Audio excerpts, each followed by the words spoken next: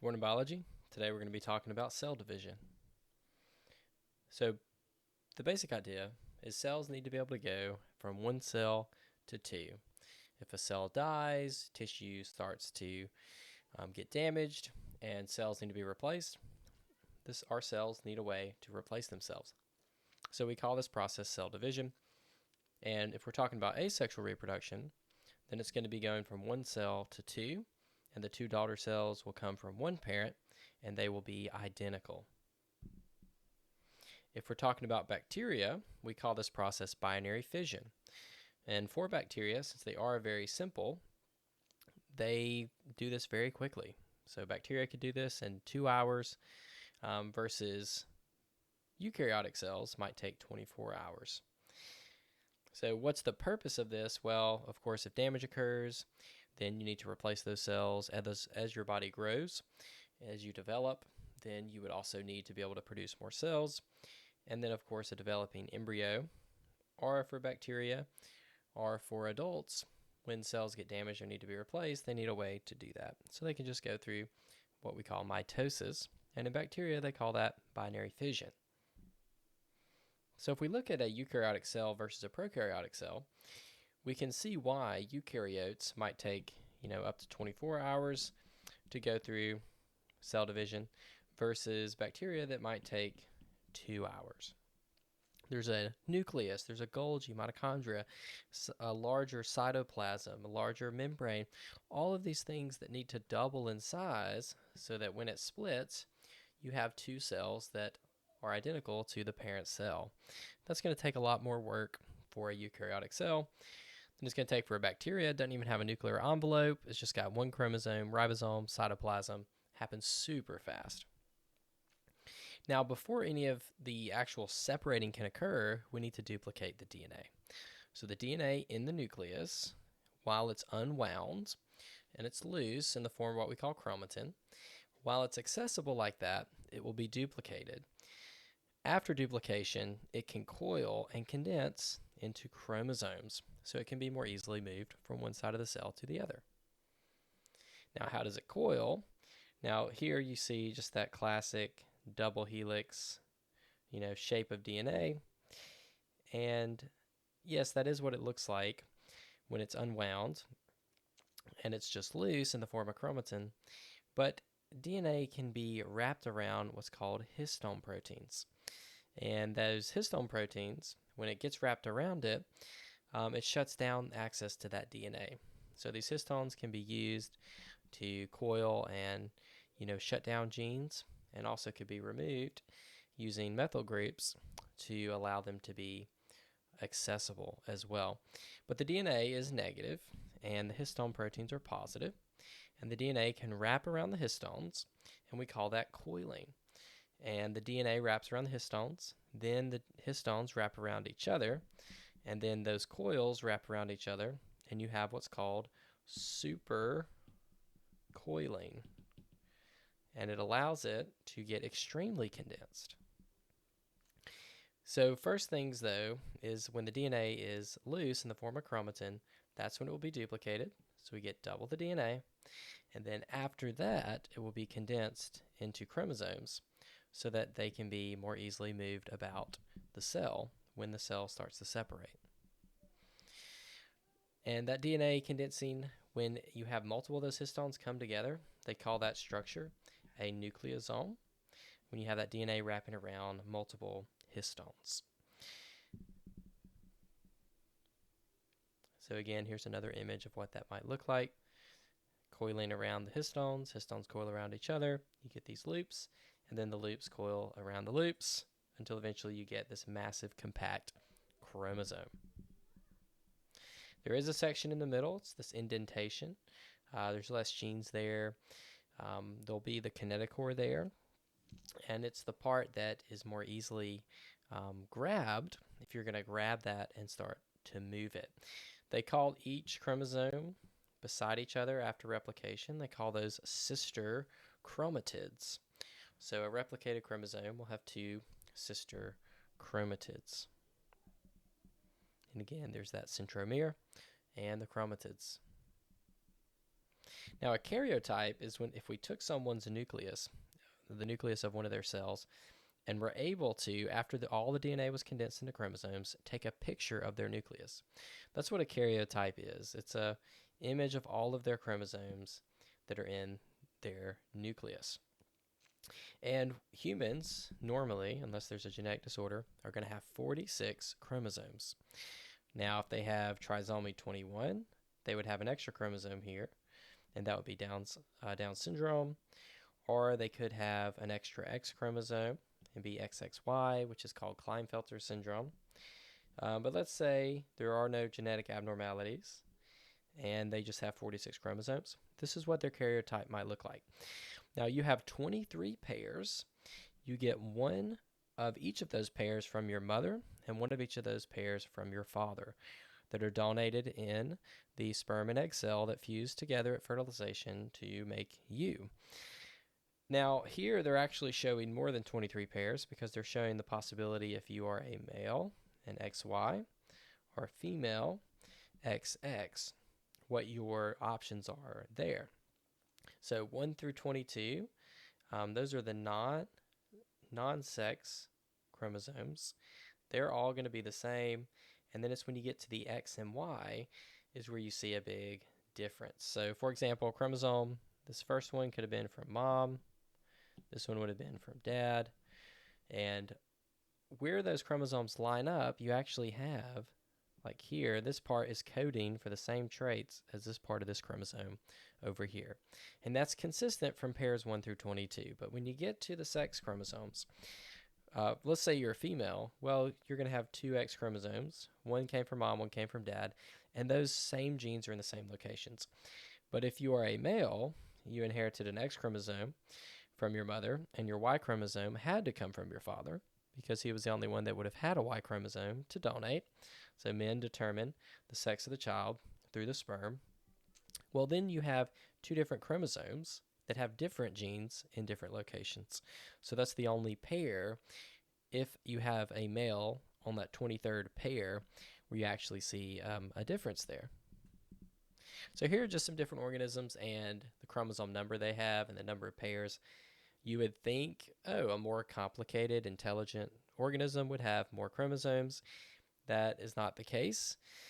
It's a really interesting phenomenon. Like ferns, for example, have 1,260. So you would never expect that, given that humans are so much more highly ordered, and we have only 46. You notice chimpanzees fairly close with 48. For organisms to be able to reproduce and produce offspring, they need to have the same number of chromosomes so that at fertilization, those chromosome pairs line up like we see here in that karyotype. All right, so if we're making normal body cells, we call those cells somatic cells. This would be your skin, bone, muscle, brain cells, any normal cell. Other than sex cells. If we're talking about sex cells, we call those gametes or gametic cells, and that's only going to be egg and sperm. And you'll notice in the nuclei of these cells, for the somatic, we have a pair of chromosomes for each chromosome number, and in the gametic cell, we have a single chromosome because they have half the number of chromosomes.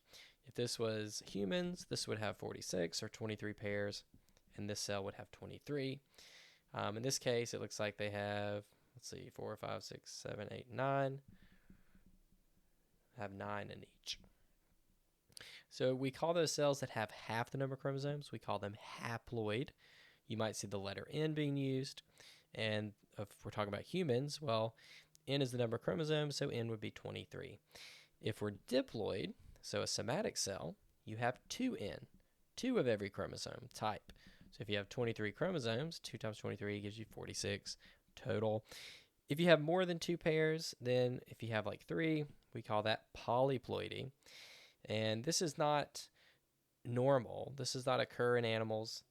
However, in plants, it does occur, and it can cause their flowers and fruits to be very large.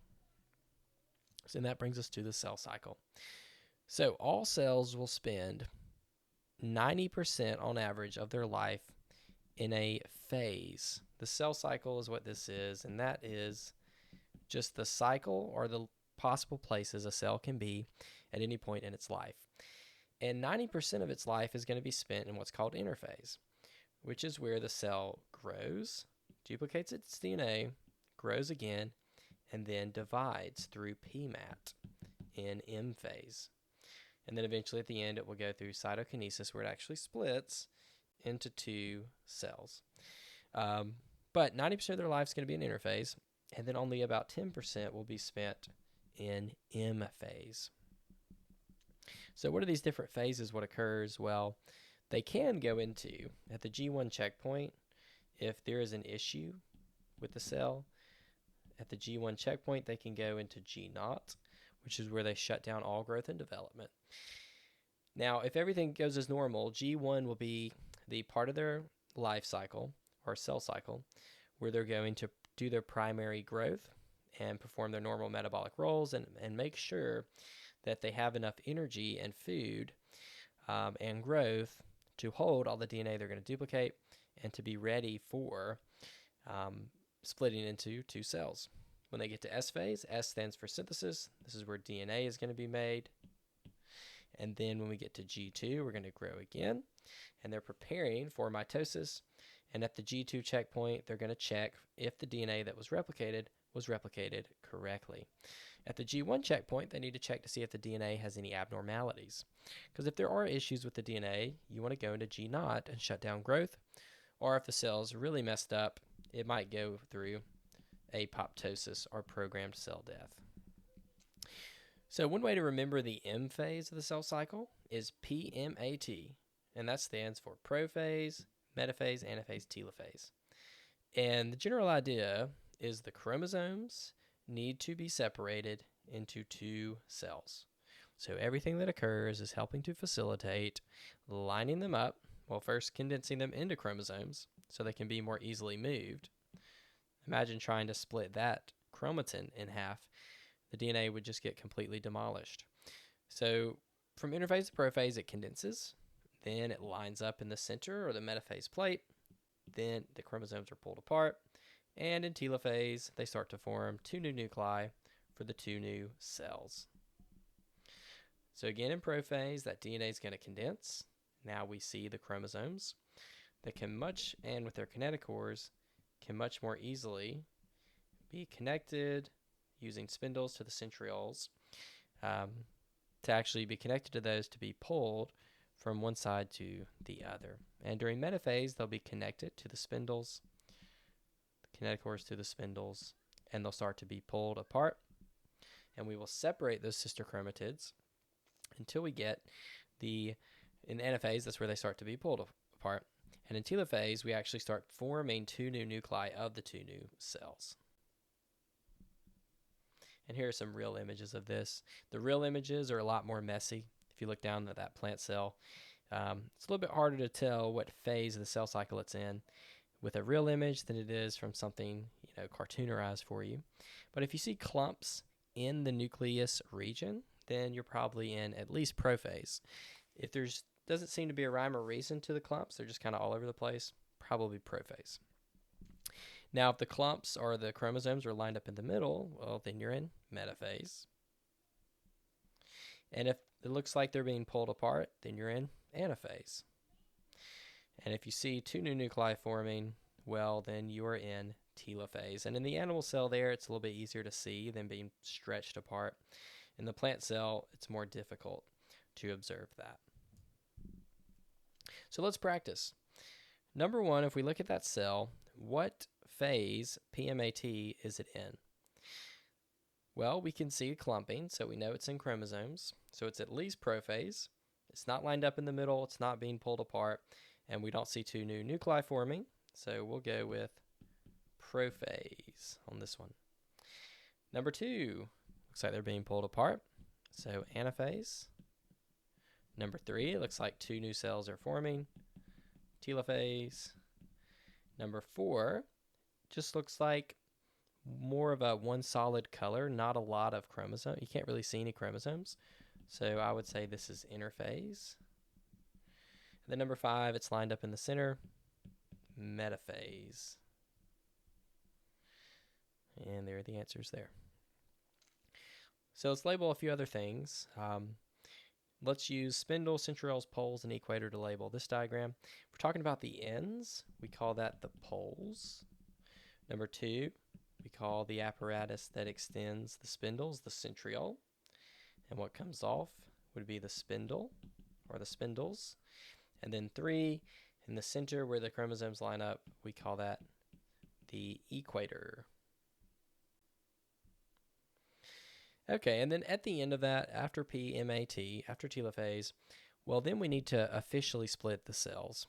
And, if we're talking about animal cells, they form what's called a cleavage furrow, which is a constricting ring of microfilaments that'll help snap it in half to form the 2 independent cells.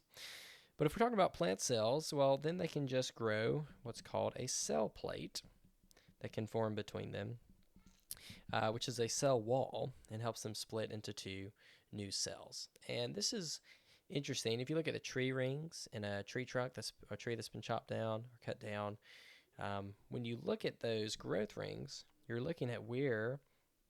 basically looking at mitosis over the history of that tree, because the cell elongates and grows through G1S and G2, and then at the end of PMAT and cytokinesis, it actually splits, and where that division is the cell plate that was formed during that growing season.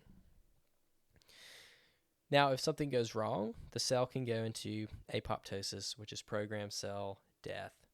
And this is good if you have a cell that needs to be destroyed for whatever reason. Maybe it's going to become cancerous, or it doesn't, it's causing some sorts of issues. So apoptosis can be a good thing. And then there's all these checkpoints that regulate the progression of the cell cycle. And there's a protein called cyclin that helps regulate the checkpoints. But basically at G1, it's going to check and see, is the DNA we're about to duplicate okay? And do we have enough nutrients and growth factors to actually manage the rest of this cell cycle? If it does, great, we continue. If it does not, it goes into G0 or a resting state. But let's say it does and we continue. Well, then S phase, we make more DNA. And then by the time we get to G2, we grow and develop. And we need to check that DNA to make sure that it was replicated properly. So we check for DNA replication errors. And then we check and make sure the cell is big enough to be split. Then it goes into M phase. So prophase and then metaphase. When we get to the metaphase checkpoint, we're going to check and make sure the chromosomes are attached to the spindles properly, so that when they're pulled apart correctly. At the end of those chromosomes that are being pulled apart, they have something called a telomere, which is just a repeating unit of nucleotides that do not code for genes, but they just protect the ends of the chromosomes. And I like to think of these as like the end of a shoelace. You have that little plastic aglet. They keep your shoelace from fraying. Telomeres keep your chromosomes from degrading and fraying. And interestingly, these chromosomes, every time we go through mitosis, our cells go through mitosis, the telomeres get a little bit shorter and shorter and shorter, until eventually the telomeres are completely gone and you start to lose genes on the chromosome. And when that occurs, usually the cell it's going to trigger apoptosis, because now that cell does not have the DNA that is required to function properly, and the cells literally start to die. And this shortening of the telomeres can happen more quickly if you're more stressed and you see your life and have more perceived stress in your life. And they can be preserved longer if you reduce that stress. Also, if you have challenges in your life and you always see those as negative things, your telomeres are going to shorten faster, versus seeing those challenges or the negative things that happen throughout your day. Rather than seeing them as negative, see them as a challenge to overcome. And people who have that mindset tend to have more preserved and longer telomeres than people who are more pessimistic about life. Now, some people have decided to just take telomerase, which can help regrow telomeres. It's more present in infants. But the issue with people who take telomerase to fix that end replication issue of the chromosomes is that it eventually leads to cancer. So they increase their risk of cancer by taking telomerase. If you don't take telomerase, you reduce your risk of cancer, but you might increase your risk of telomere shortening. So really you want to find natural ways to increase those telomeres. And the cancer that can be caused could be malignant, where it could spread to other parts of your body. And again, cancer is types of cells that do not have control of cell division. Their checkpoints are not functioning properly, usually because something to do with cyclin is messed up, maybe mutated cyclin protein from a mutation in the DNA, and then they can no longer regulate the cell cycle, and that's going to create a lot of issues. And that's it for cell cycle part 1.